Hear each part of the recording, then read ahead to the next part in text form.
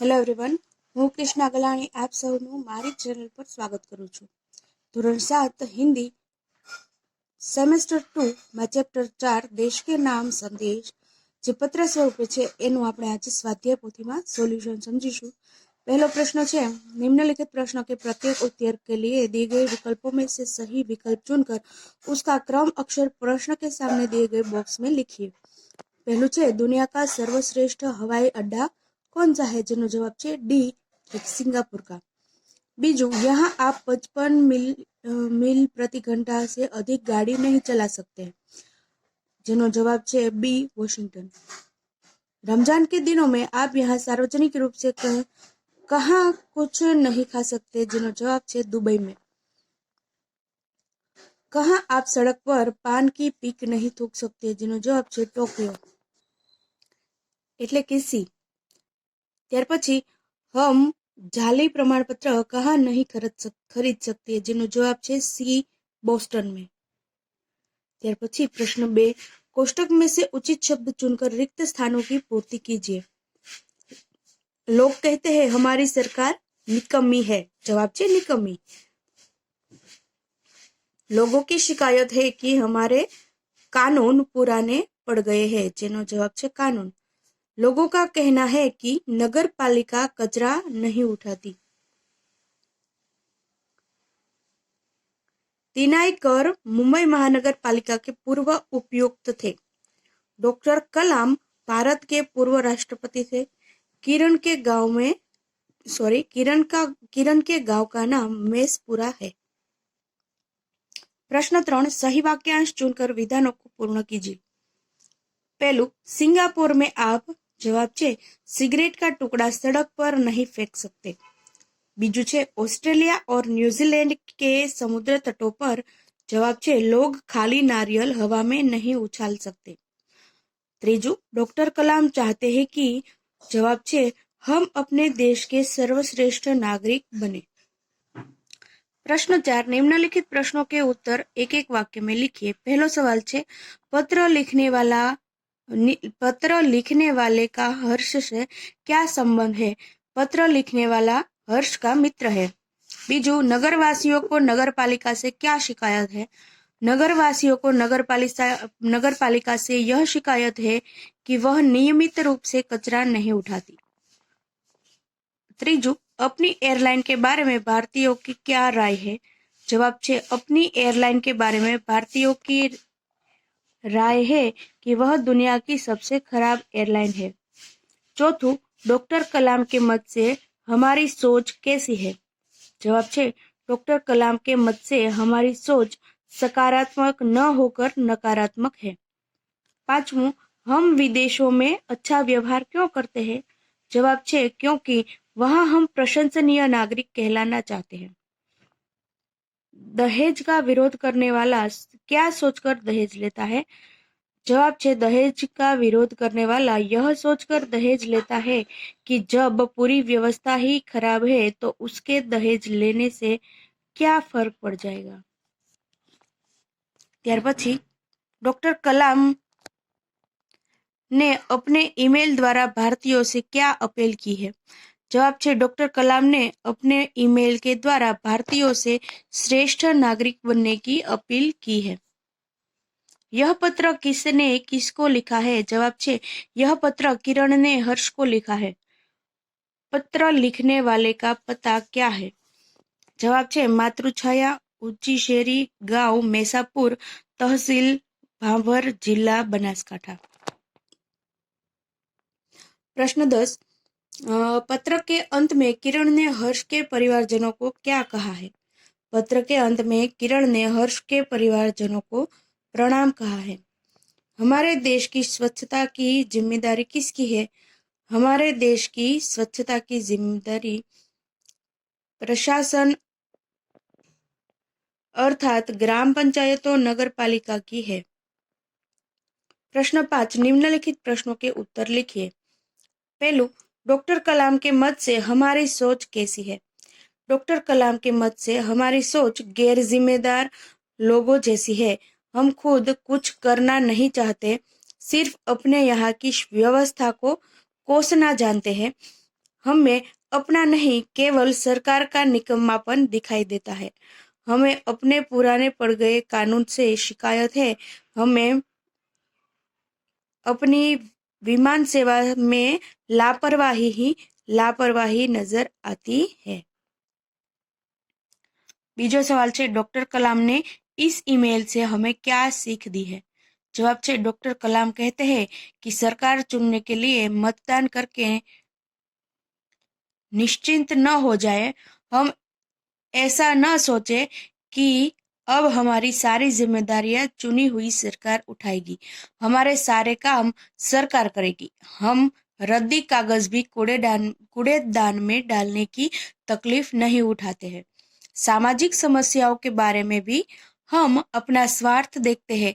Doctor कलाम ने हमें श्रेष्ठ नागरिक बनने की सीख दी है। दूसरे देशों में और हमारे देश में हम जो व्यवहार करते हैं उसमें क्या अंतर है? दूसरे देशों में जाकर हम उनकी व्यवस्था की अनदेखी करते हैं। दूसरे देशों में हम उनके स्वच्छता संबंधी नियमों का पालन करते हैं। गाड़ी उन देशों के नियमों के अनुसार चलाते हैं। उन देशों में बेईमानी करने की हिम्मत नहीं करते, परंतु अपने देश में हम स्वच्छता का ध्यान नहीं रखते। इस प्रकार दूसरे देशों और हमारे देश में हम व्यवहार में फर्क करते हैं। दूसरे देशों में लोग स्वच्छता के प्रति जागरूक है। दूसरे देशों में लोग स्वच्छता के प्रति कैसे जागरूक है? दूसरे देशों में लोग स्वच्छता को बहुत महत्व देते हैं। वे सड़कों पर थूकते नहीं हैं, कागज के टुकड़े यहाँ वहाँ फेंक कर कूड़ेदान में डालते हैं। सिगरेट के टुकड़े सड़क पर नहीं फेंकते। कुत्तों के मालिक अपने कुत्तों को सड़क गंदी नहीं करने देते। वे अपने रेलवे स्टेशनों को साफ सुथरा रखते हैं। इस प्रकार अपने देश की व्यवस्था को हम कैसे सुधार सकते हैं? अपने देश की व्यवस्था को सुधारना है तो हम स्वयं उसकी जिम्मेदारी लेनी चाहिए। अपनी जिम्मेदारी हमें दूसरों पर नहीं बल्कि उसे दुरुस्त करने में सरकार को सहयोग दे। इस तरह अपने सकारात्मक योगदान से ही हमें अपने देश की व्यवस्था को सुधार सकते हैं। हमारे देश के विकास में कौन कौन सी समस्याएं बाधक है? हमारे देशवासी अपने यहाँ के कायदे कानूनों का चुस्ती से पालन नहीं करते। लोग हर खराबी के लिए सरकार को दोष देते हैं। वे अपने राष्ट्रीय कर्तव्य निभाने में नहीं हिचकते। ये सारी समस्याएं हमारे देश के विकास में बाधक है। देश के प्रति हमारा क्या फर्ज है?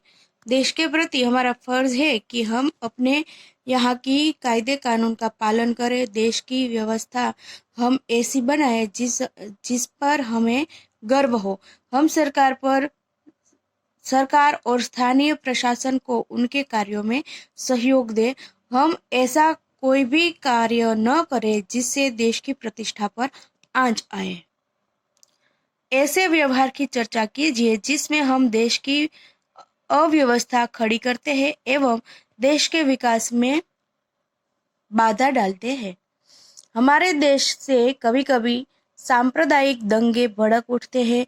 इस तरह कभी कभी भाषावाद भी हिंसक बन जाता है। ऐसे मौकों पर कट्टरवादी लोग तोड़फोड़ करते हैं। सरकारी संपत्ति की बहुत हानि होती है। ऐसा बर्ताव हम देश में अव्यवस्था खड़ी करता है। दहेज एक दूषण, इस विषय पर अपने विचार व्यक्त कीजिए। दहेज की प्रथा समाज के लिए अभिशाप है। दहेज के कारण योग्य शिक्षित कन्याओं का उचित समय पर विवाह नहीं हो पाता। यदि विवाह हो भी जाता है तो दहेज न लाने अथवा कम लाने के कारण नई वधू को ताने और व्यंग सुनाने पड़ते हैं। इतना ही नहीं, शारीरिक और मानसिक यातना भी दी जाती है। कुछ दहेज लोभ तो वधु को आत्महत्या करने के लिए मजबूर कर देते हैं या जला भी देते हैं। प्रश्न 6, निम्नलिखित मुहावरों के अर्थ लिखकर वाक्यों में प्रयोग कीजिए। रश्क महसूस होना, જેનો अर्थ છે मन में जलन होना।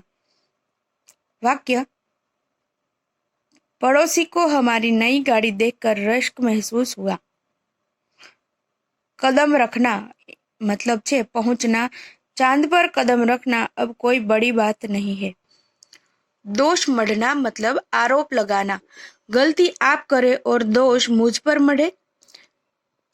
नाज नखरे उठाना, खुशामद करना। मतदाता सोचते हैं कि अब उसके नाज नखरे नई सरकार उठाएगी। गला फाड़ना, जोर जोर से बोलना। एक नेताजी महंगाई के खिलाफ गला फाड़ रहे थे। प्रश्न 7, शब्दों को उचित क्रम में रखकर अर्थपूर्ण वाक्य बनाइए। पहलानो जवाब छे सफाई में खुदाई है। बीजानो जवाब छे मेरा भारत महान।